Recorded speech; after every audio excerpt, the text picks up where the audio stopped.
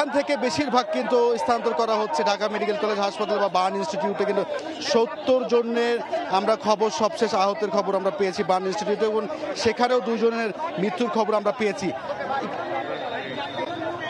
এরপরে আমরা দেখতে পাচ্ছি যে এই উত্তরা যেই আধুনিক হাসপাতাল, সে আধুনিক হাসপাতালে 2 জনের মৃত্যুর খবর এবং পাশাপাশি 70 জনের মতো আহত।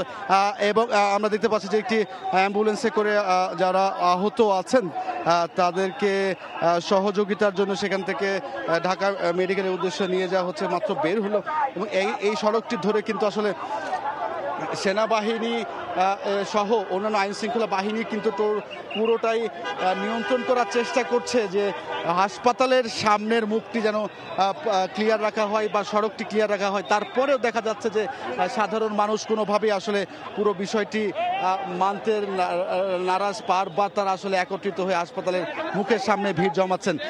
এবং এই অল্প কিছুক্ষণ আগে কিন্তু আমরা দেখছি যে ও নেগেটিভ রক্তের বেশ প্রয়োজন এখানে দেখা গিয়েছে। রক্তের কথা বারবার করে আসলে বলা হচ্ছে যে ও নেগেটিভ রক্তটি যেন এই হাসপাতালে যারা আশেপাশে আছে, উত্তরা আধুনিক হাসপাতালের আশেপাশে, তারা যেন এই হাসপাতালের কাছে এসে ও নেগেটিভ রক্তদাতারা যেন এগিয়ে এসে রক্ত দিয়ে থাকেন। কেননা এই যারা আহত হয়েছেন, বিশেষ করে দগ্ধ অবস্থায় রয়েছেন, তাদের প্রচুর রক্তক্ষরণের রক্তের প্রয়োজন পড়ায় এমনটা বারবার করে হাসপাতাল কর্তৃপক্ষ থেকে বলা হচ্ছে।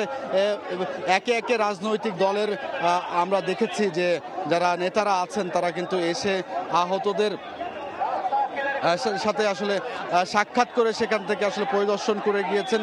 যে একে একে কিন্তু দেখতে পাচ্ছি যে আসলে পুলিশও কিন্তু আসলে তারা খুব চেষ্টা করে স্বাভাবিকভাবে ঠান্ডা মাথায় চেষ্টা করছে যেন পরিস্থিতি নিয়ন্ত্রণে আনতে পারেন, এই পুরো সড়কটি ক্লিয়ার করে রাখতে পারেন। কেননা এই সড়কটি ধরেই কিন্তু বিভিন্ন হাসপাতালে যাওয়ার জন্য বিভিন্ন অ্যাম্বুলেন্সগুলো কিন্তু এদিক দিয়ে বের হচ্ছে।